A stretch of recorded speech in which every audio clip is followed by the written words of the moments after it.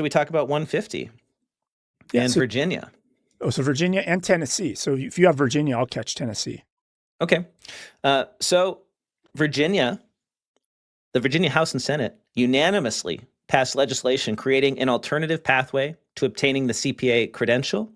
This initiative was proposed by the Virginia Society of CPAs to address obstacles in the current licensure requirements. Beginning January 1st, 2026, candidates can become licensed by earning a bachelor's degree with required accounting coursework and gaining 2 years of relevant work experience and passing the CPA exam. So bachelor's degree, 2 years of experience, CPA exam.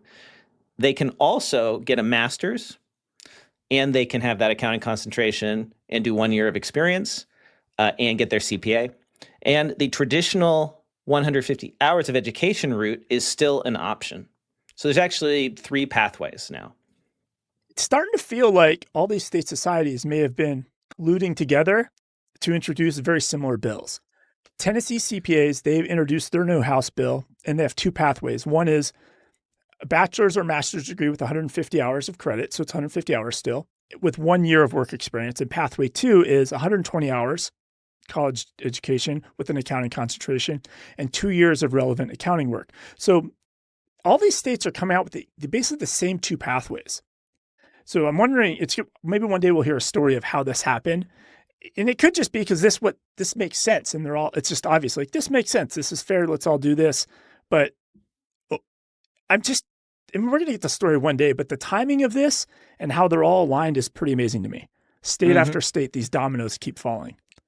Minnesota, which was the first to introduce a bill that didn't get passed because they ran out of time. They have a bill back in the Minnesota legislature in the Senate there. Same thing, bachelor's degree, 2 years of experience, or a master's degree, 1 year of experience. Now, what's interesting about the Virginia bill is that they also included provisions for automatic mobility. And this is key. As the states change their requirements, it's really important because they aren't exactly the same.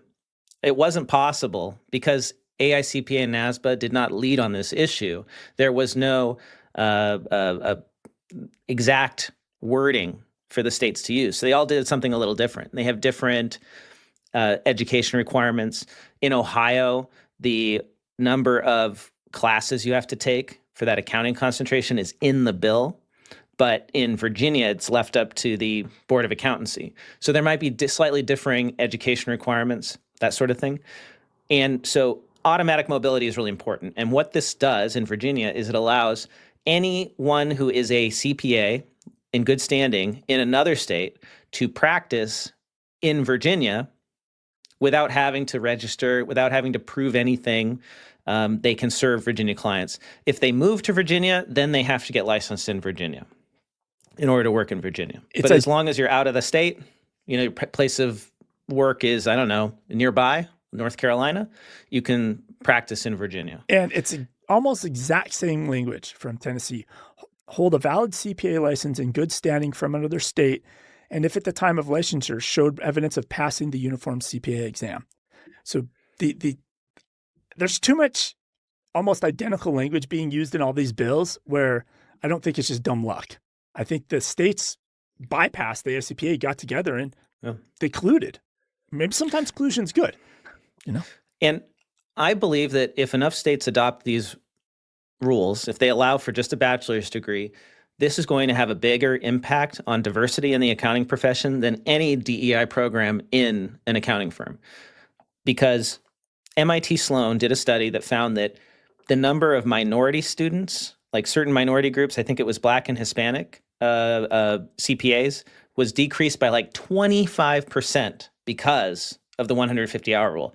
Because that 5th year of education, that additional like 1 year master's degree, and the year of not working is actually very expensive.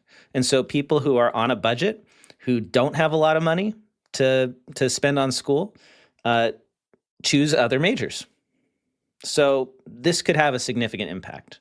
It led to a 14% overall decline in the number of CPAs as well. That is not huge, but it's also material. 14% is a lot, and we could use those extra bodies right now. Is it the only thing we need to do? No. We've got to work on the salaries. We've got to work on the work-life balance, the hours, that sort of thing. But this is, I think, a great start. So very exciting to see.